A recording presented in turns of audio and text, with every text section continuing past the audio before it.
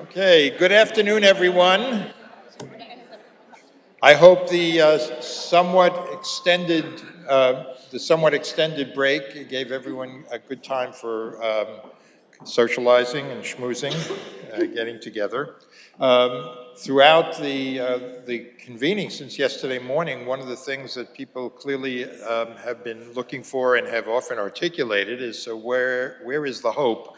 What is the hope? So we are giving you hope here, which inheres in the students at this institution, and especially in the students of the Albert List College. And we are, something that I said last night before the Siegel lecture is that among the reasons this is, many reasons this is whole subject, and particularly what's happening on campuses is important to us here at JTS, is because our undergraduates, students in the List College, are either in double degree programs at Barnard or in joint programs with Columbia University, and therefore they have two homes, this campus and the ones a few blocks south.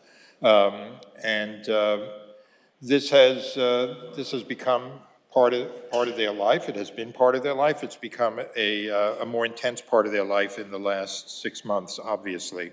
And we thought it important for them to be able to have conversation with one another, essentially, and with you as an audience. And hopefully there will be at least a few minutes at the end for some questions from the audience.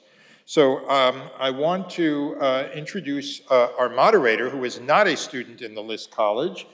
Claire Miller is second year in the Rabbinical School here at JTS. She is a magna cum laude graduate of Brown University, and she has also been and continues to be very, very active, not only in Jewish affairs and Jewish studies and Jewish teaching, but in Jewish social justice work as well. And she will be moderating this. She is the resident director in our residence hall, where a large number, I guess a majority of our List College students live right on this campus. The students who are part of this roundtable are Talia Levin, who is a senior in the List College and in the double degree program at Barnard College, and Eden Yadegar, a junior in the joint program with Columbia and JTS, and she is happens to be the president of Students Supporting Israel, and in that capacity actually gave some testimony at a roundtable at the House of Representatives in Washington not so long ago. Daniel Caplan, also a junior in the joint program with Columbia. And finally, Natan Rosenbaum, who is a sophomore in the List College and Joint Program at Columbia University. And I am very happy now to turn it over to Claire Miller. Hi, everyone. That's loud. Hi, everyone. Thank you so much for coming. I'm really happy to see such a great turnout here at this panel, because it confirms for me what I already know, which is that college students are really worth listening to. I am really fortunate, as Rabbi Tucker said, to be one of the resident directors of the undergraduate dorm, which means that I've had the opportunity to get to know a lot of the List College students and to learn a lot more about what their lives look like, both here and at Barnard and Columbia. And one of the things I've learned is that that is not a privilege that most graduate students at JTS have. Over the past 6+ months, I've heard from our students a lot. I've heard from them in two ways. I've heard all of the ways in which they're struggling. I've heard the things they need, and I've really worked in the dorm to help meet those needs and to take care of them as much as possible, because we all need to be taken care of. And also, I've watched them thrive. And I've watched them thrive and not need my help.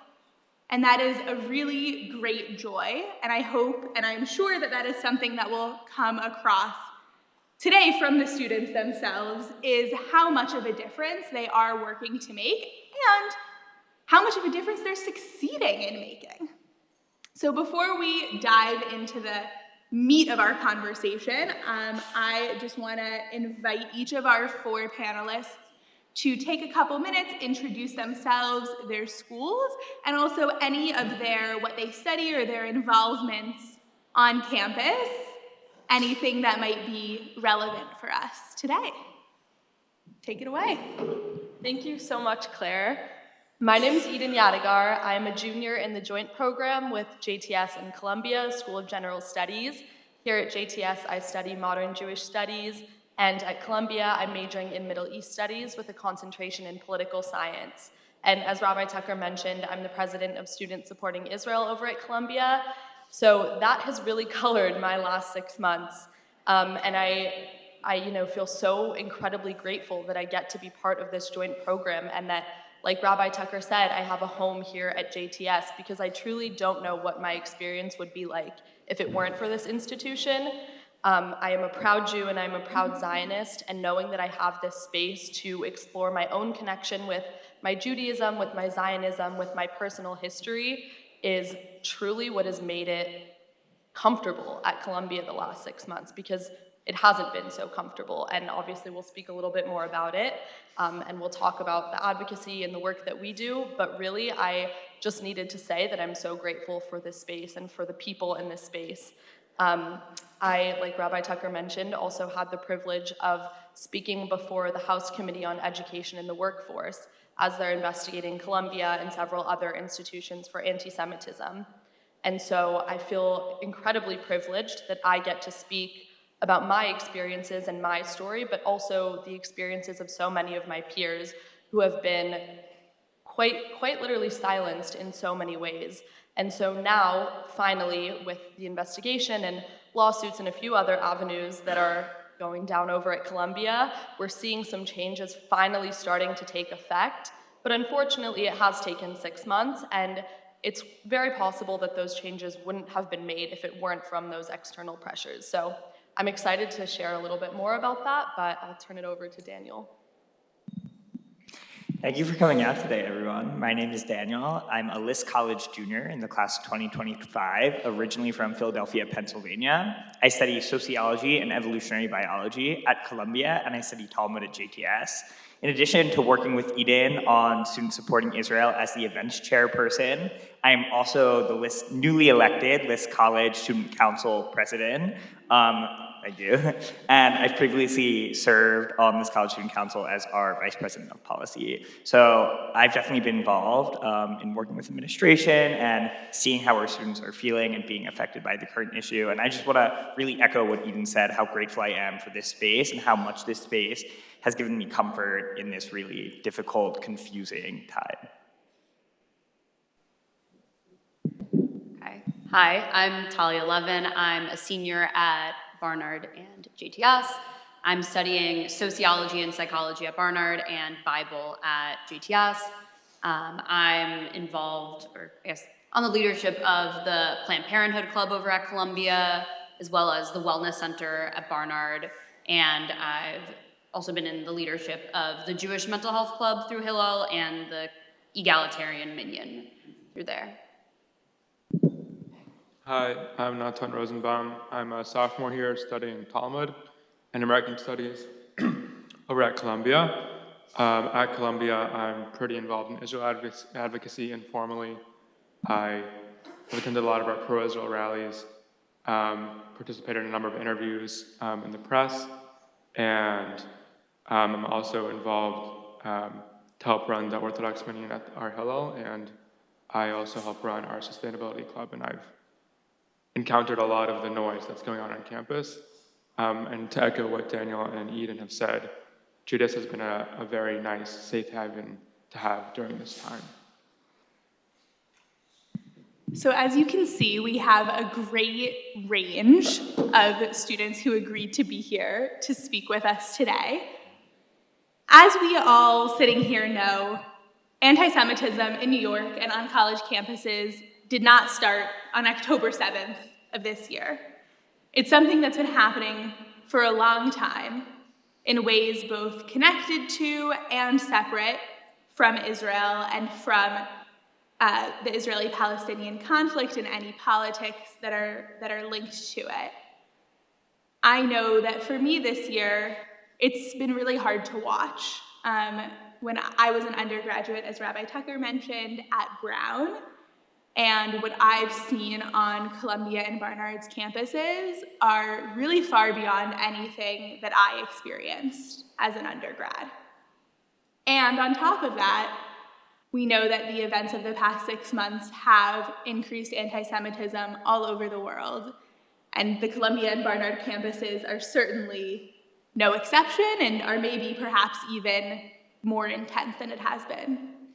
So I'm gonna go ahead and invite each of our panelists, before we dive into specific questions, to spend a couple minutes talking about their experiences at Columbia and Barnard with regard to anti-Semitism, what they've experienced, what their friends and other community members have experienced, both before the current war and since it began. So, and I know I mentioned a little bit about the advocacy that I do, but speaking in terms of my experiences with anti-Semitism, to be completely honest, I hadn't experienced much of it until October of this year. I am a Middle East Studies major at Columbia, and I know what that comes with. And so I have had professors that have said things that I felt teetered on anti-Semitism, but that I wouldn't be so definitive to categorize immediately as such. Specifically from actually Jewish professors, or one Jewish professor in the department at Columbia who had perpetuated some tropes about, you know, how he was only hired because Jewish donors wanted to push a Zionist agenda, things along those lines. But that was kind of the worst that it got in my experience. I never felt ostracized by my peers. Aside from my peers and friends at JTS, the majority of my friends were not Jewish at Columbia. And on October 8th, everything changed. So not only was I isolated socially from people who I considered to be some of my best friends for views that they assumed that I believe that I probably do not actually subscribe to, but really on an institutional level, I felt like I couldn't escape anti-Semitism. I felt like I would walk down the street and see a vandalized postage of a hostage. You know, I would walk on campus and there would be students, friends of mine or former friends, calling for an intifada revolution. I would step into the classroom and professors would be talking about how their classrooms weren't safe spaces for Jewish and Israeli students, but they were for Palestinian students. And that happened in a required class for my major at Columbia in the fall. So really, it's been inescapable, unfortunately. I've been told to my face that I'm a colonizer, that I should be disgusted with myself, that I should be ashamed, that I'm a racist. I've had people comment the same things about me online. And maybe these are people I know, maybe they're people I don't know. In person, those have been from strangers in passing on campus, like literally on campus on my way to the library. But online, it's been really like a whole nother level of anti-Semitism. And in a sense, I almost feel like I haven't experienced the worst of it. Friends and peers that are RAs at Columbia and Barnard have, you know, seen vandalism on their doors. They've also been verbally harassed. Students have been physically harassed, spit on for speaking Hebrew right on 116th and Broadway. Really horrible things that I never imagined peers and professors at this institution to be capable of. And every time I think I've seen the worst of it, it gets worse.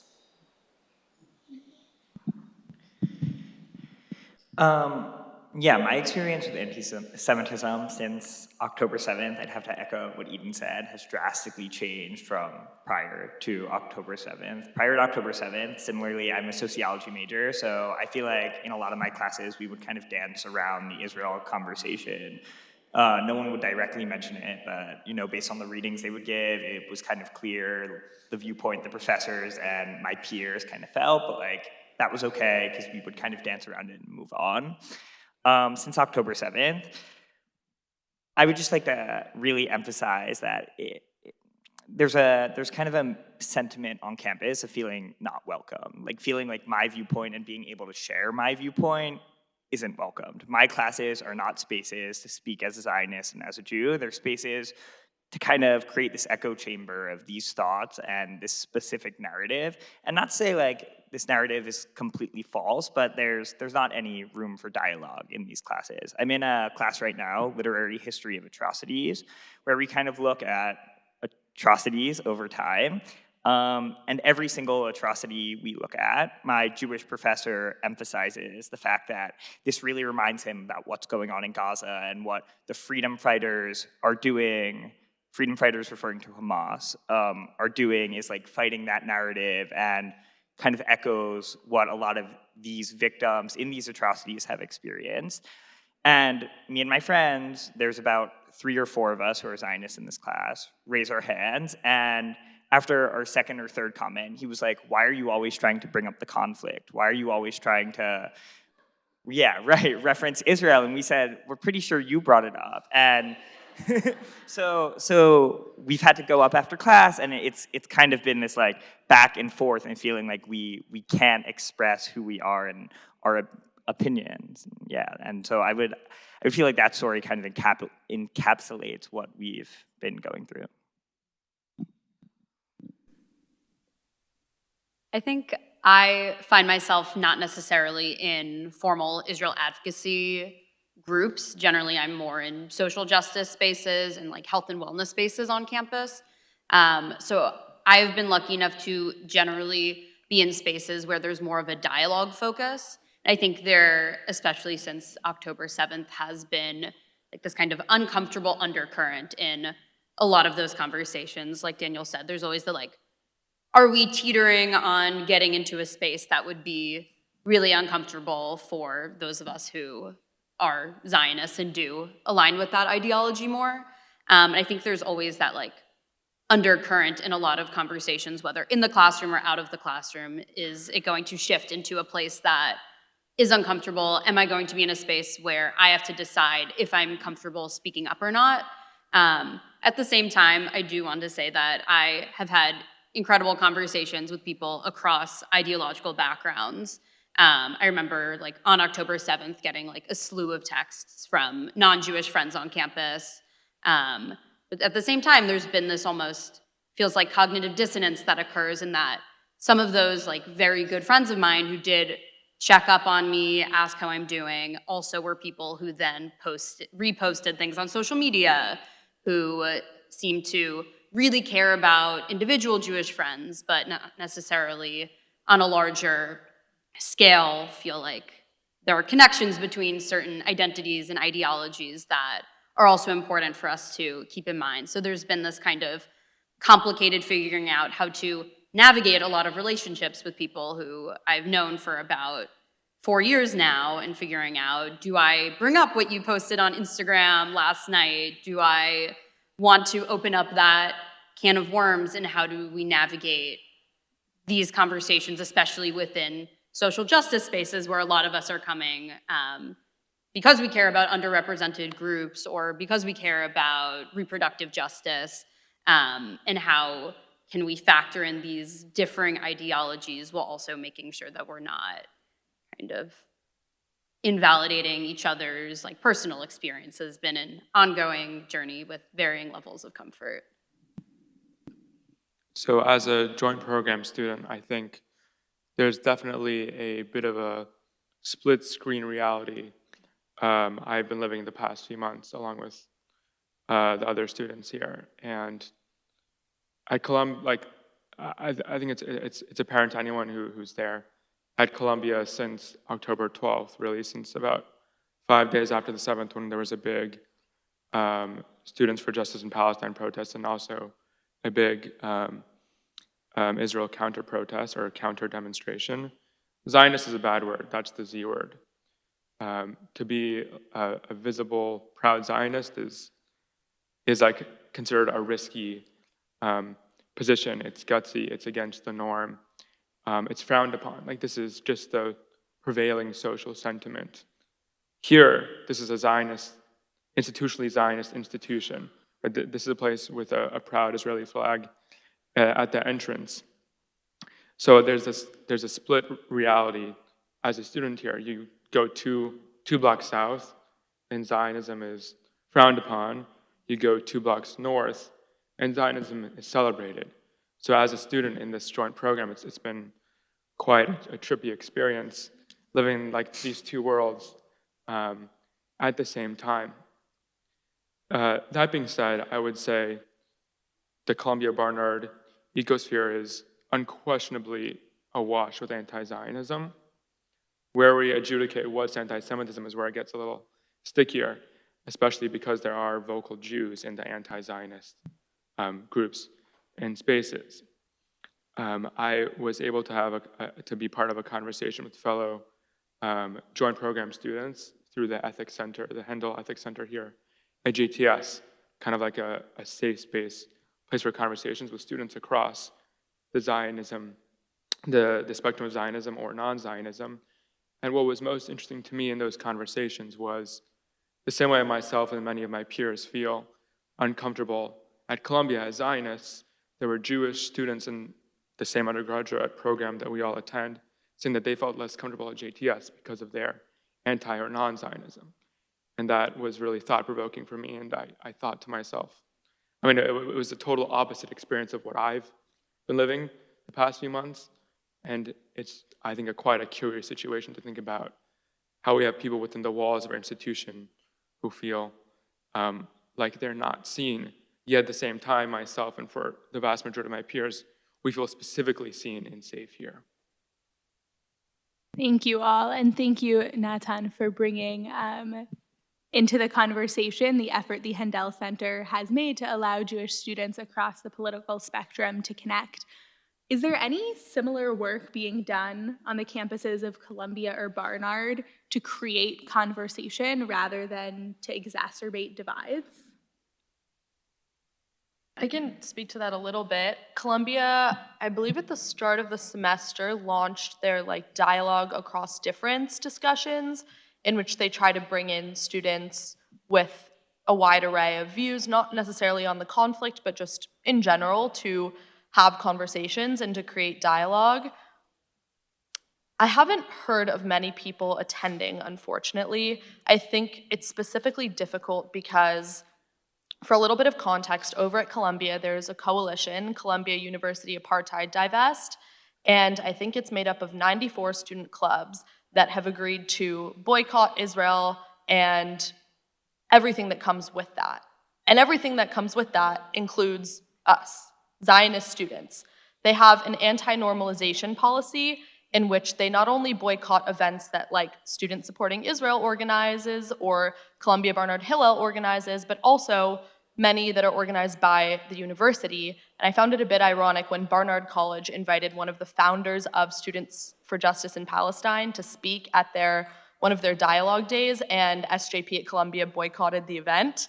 So that gives you a little bit of context. But it's really difficult to actually engage in that dialogue across difference, as Columbia calls it, when the people that are on what feels like the other side of the spectrum won't come to the table.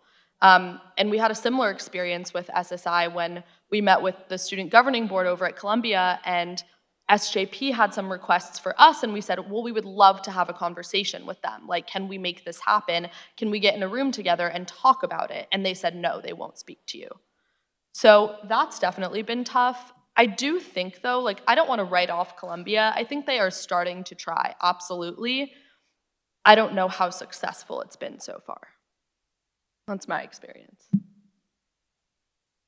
I guess it's been a similar experience at Barnard. There was a kind of institution-wide mandatory, I guess it's hard to make anything mandatory in college, day, where all students were expected to go and participate in a few workshops on dialogue. Not sure how well attended that was either, but I would say on the institutional level, there does seem to be some efforts to encourage dialogue to varying levels of success. Also, I know a couple months ago, Hillel, which at least personally has been an amazing resource during this time, organized kind of a dialogue session for students and students who did not would not officially go into Hillel, feel comfortable in that space due to anti-Zionist views, did attend that in addition to generally more left Zionist Jews, and there was some significant dialogue that happened there. But it is really hard for it to happen on the institutional level when there are anti-normalization views, when groups under an official banner don't want to come together, but both informally through certain institutions and also on the interpersonal level, I think that it is happening. Yeah, my experience has been pretty similar in the sense that I feel like organizationally, no one wants to talk, no one's willing to kind of even engage with Zionist ideas because they're written off as racist or problematic or offensive, and so therefore you're automatically in the wrong, you're automatically against human rights, and therefore you don't even get a say in the conversation. But I would say between people, dialogue is happening, and people are willing to engage on the more personal level. If you know someone, or if you invite them to have a conversation with you. Two stories I want to tell that kind of show this. One is with Students Supporting Israel. We had an event for Israel Week about 2 weeks ago, where we sat in front of Butler Library with a table and a banner that said, "I'm a proud Zionist, come ask me why." Sadly, very few people came to the table to even engage. People walked by, called us colonizers, called us racist, laughed at us. We were posted on social media being like, no one engaged with this. People made bingo cards and were like, if you decide to have a conversation with the Zionists for some reason, like check off the propaganda they say on this bingo card, which was like upsetting because we wanted to have an actual conversation and actually share views and actually kind of meet a middle ground, and it kind of felt like no one was willing to have that conversation. Someone that did stop by, though, made sure to tell us that they don't feel that we have a claim to the land in Israel, but we would have more of a claim to a land in Germany, which, yeah, as you can imagine, like isn't super great to hear and isn't a really productive thing, and then he proceeded to walk away. But I don't want you guys to feel like there's no hope for Columbia's campus at all. I live in a fraternity house with about 13 other guys, and one of my closest friends in the fraternity has a girlfriend who is very unsympathetic to Israel and doesn't necessarily agree with a lot of the things that, with a lot of the things that are going on. And the other night we were sitting in my buddy's room and she said, I don't think we've ever had the conversation. Would you like to have it?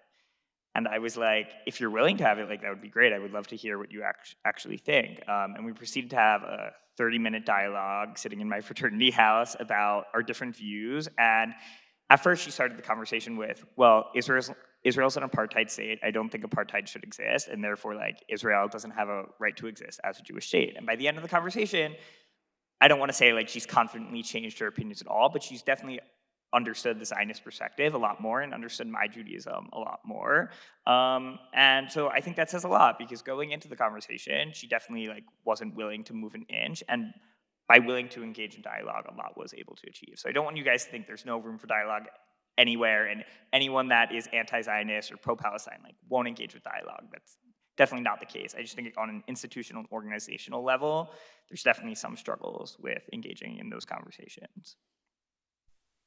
Thank you. I think it's really good to hear where we might be able to feel a little bit of hope. Before we turn this over to some audience questions in a moment, I just want to ask one more question of our panel. I think a lot of us sitting here, myself included, who aren't undergrads on college campuses, we see what's going on and we want to know what we can do. And so I'm wondering if any of you have thoughts on how people, whether it's the people here, whether it's, grad students, anybody, what support can we provide? What do you guys need in this moment in order to keep yourselves sane and manage to keep doing and persevering in the really hard work that you're doing? I guess one of the most important things, I think, is if you have college students in your life, ask them about their experiences without preconceived notions. I think a lot of times we are hearing things, we're seeing things in the media, but there's also a lot of things we're not seeing. Like, I know a whole lot of media outlets cover the protests that happened at this campus, but like, how many people talked about Shabbat Together, where there were like 1,000 Jewish students and allies brought together by like Hillel and Chabad and other groups on campus, and also the like interpersonal dialogue that I'm sure we all have like experiences with. I think it's important to both check in on the college students in our life, but also not bring expectations of what those experiences should look like.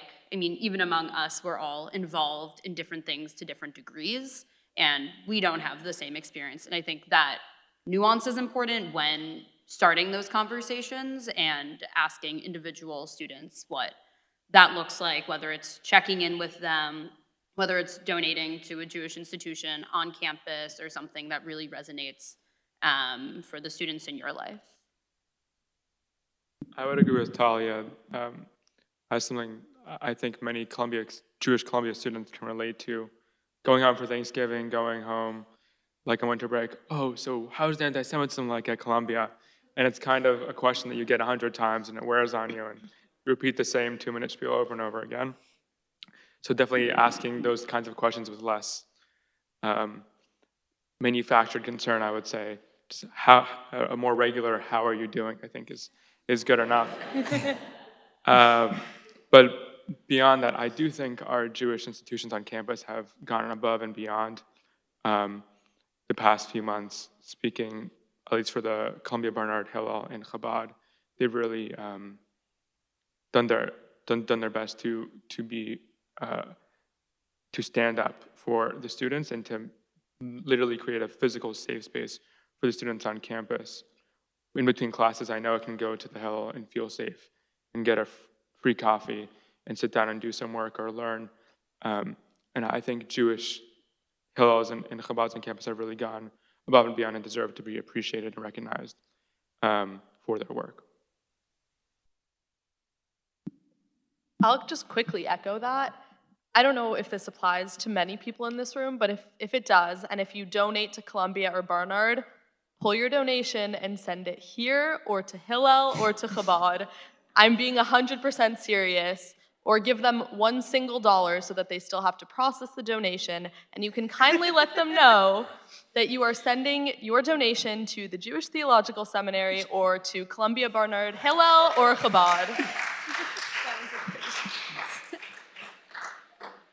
All right, do we have a floating microphone for questions? We have about 15 minutes.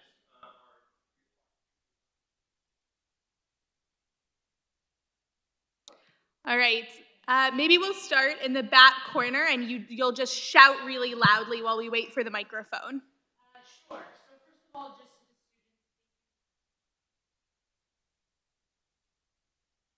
to the students. Okay, hi.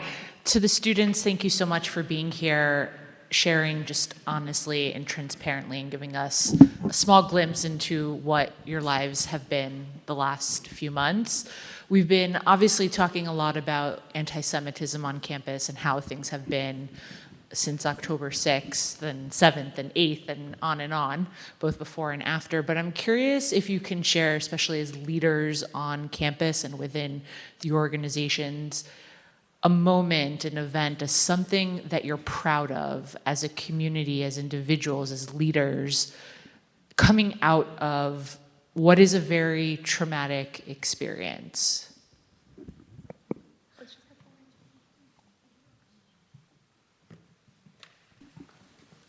Please. Yeah. So this is a perhaps unique circumstance due to generally anti-normalization stances, but I happen to be somewhere between like friends and peers with one of the founding members of Columbia University Apartheid Divest. Weirdly enough, it didn't really come up before October 7th, but one of the things I'm most proud of is, I don't know if he would ever admit this publicly, but we've had really interesting conversations. Like, this is like someone who I really respect as a person, like, has an entirely different lived experience than me, like, as a Palestinian person. And although I don't agree with pretty much anything they do on campus, it's been really special to know that even through when we put aside all the institutional banners, when we put everything else aside, we are still people with lived experiences who want to talk to each other. And that's been really special for me to be able to engage in those conversations and know that we are willing to get down into it, to disagree, to be really real with each other, even when on a larger public scale that does not happen. I'll go back to something that you, Natan, mentioned earlier, which was the silent protest that we had at Columbia on October 12th. To be honest, I don't remember the days in between October 7th and October 12th. I think I've blacked them out of my memory entirely. That's another conversation. But being a part of organizing that protest was probably one of the most or more stressful things that I have done until this point, and also by far probably the single most rewarding thing that I've ever done. To see so many Israeli Jewish and non-Jewish members of our community come together for a cause that is so much greater than any of us was so incredibly beautiful, and really, especially as a young Jewish woman and really as the daughter of Iranian immigrants, to know that this is what my parents came to the United States for, to see that their daughter can now become a leader on campus and be such a proud Jew was, to me, like, incredibly rewarding. And I wish we didn't have to do it, but it was very powerful. Thank you. Let's take our next question. Just one sentence before the question. I'm sure everyone feels this, the pain, the pride, the hope. And for me, I'm sure for other people, all three of the institutions represented here, my wife and I are alumni of, and this is all of those emotions, and thank you for sharing.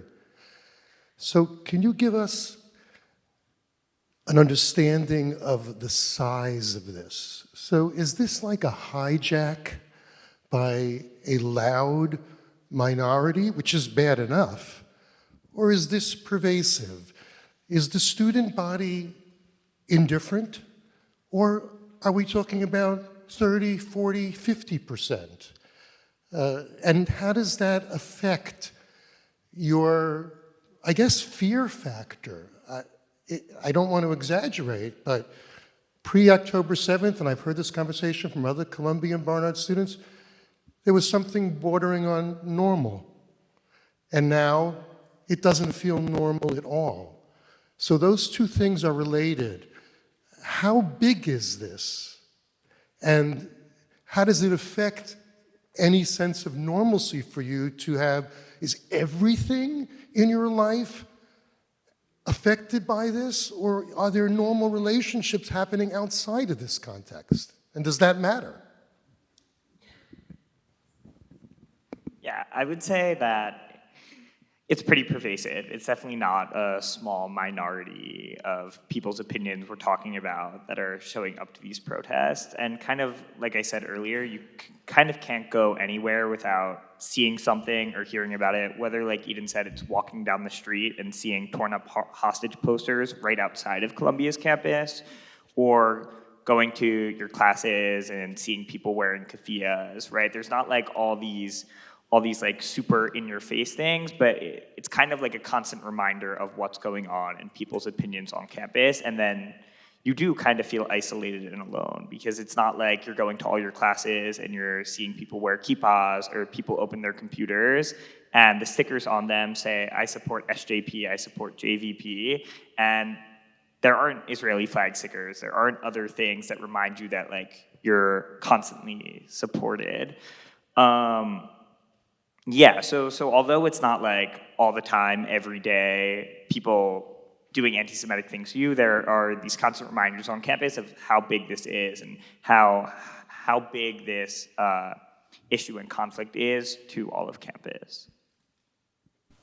I would say for an extended duration at the end of the winter semester last year, there was a very large pro-Palestinian protest every week, basically, with a lot of standard rhetoric and a lot of concerning rhetoric, to the tune of perhaps hundreds of protesters. I'd say now there's just a protest last week. It was a lot smaller. So I think their activist energy has died down a bit. But that doesn't change the fact that the pervading social atmosphere is one where Zionism, like I said, is a dirty word, where you can't be proudly pro-Israel and not be concerned for your social place. All right, we have another question up here. Microphone's on its way. Is it me? Okay. I have so many questions, but I really applaud all your efforts. I think you're so courageous to do what you're doing. My concern is about other Jewish students on the campus, on your campuses, who are not activists. What the effect has been on them, and what do they say to you, and how do they feel about their experience in college? And I'm really concerned about they're probably the majority of Jewish students on the campus who are not willing to stand up and not willing to take the risks that you do to stand up for what you believe in. What's the effect been on them? That's my first question. My second question is, how do you respond when a professor says in class that there's no room in the class or it's not a space for Zionists, it's not a safe space for Zionists? What can you do? This is a professor. This is a paid employee of the university. This isn't students protesting. So I'm curious to know what can be done about that and what is happening in terms of that kind of response to professors. I can quickly address the first one, if I see the time. I think something that we've found to be true is that there can be such a mental toll from all of the dialogue on campus or lack of dialogue, trying to walk to your class and walking through a huge anti-Israel protest with anti-Semitic cheers. And I think something that we kind of as a Jewish community in a lot of ways have been talking about and to an extent trying to leave room for, in my experience, is people who choose to not necessarily be on the forefront of these activist movements and realizing that because there is such a heavy toll right now, that is not something we can or should expect from college students, especially like we're still going to our classes and engaging in every part of college life in addition to this. And I think leaving room for people we talk a lot about like Jewish joy right now, and leaving room for that on campus and in our lives is really important. And sometimes that means that we're not on the forefront of every protest or every movement or every campaign.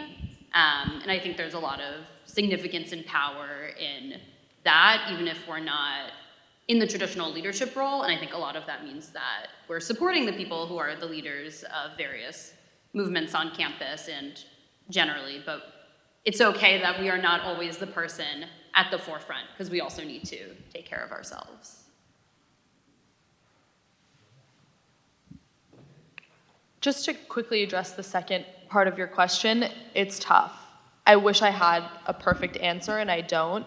I think it's really difficult when there's an imbalance of power, when you have a tenured professor and then a 20-year-old college student who probably couldn't defend the first thing on the syllabus, right? Like, nobody wants to put themselves in a situation in which they can be vulnerable in the classroom, especially not in front of all of their peers. And so a lot of students have gone to outlets to report through like the Office of Equal Opportunity, I think it's called at Columbia, and Affirmative Action, through Hillel, and then through professors that are compiling research about anti-Semitism.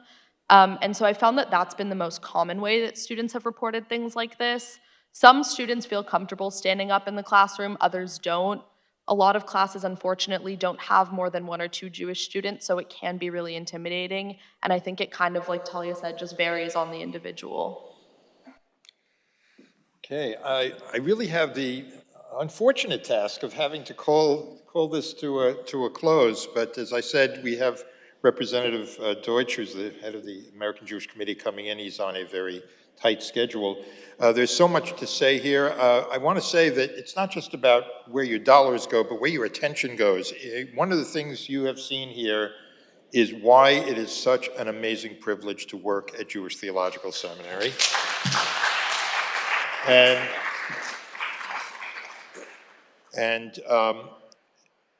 that you have ample reason to talk to all of your peers and your circle of friends and family about how much hope there is still in the Jewish world and the Jewish community. And so much of it is here, but not just here. And we hope that you will do that and engage more with JTS so you can engage with students like this ongoing, because they're anxious to be engaged in that way as well.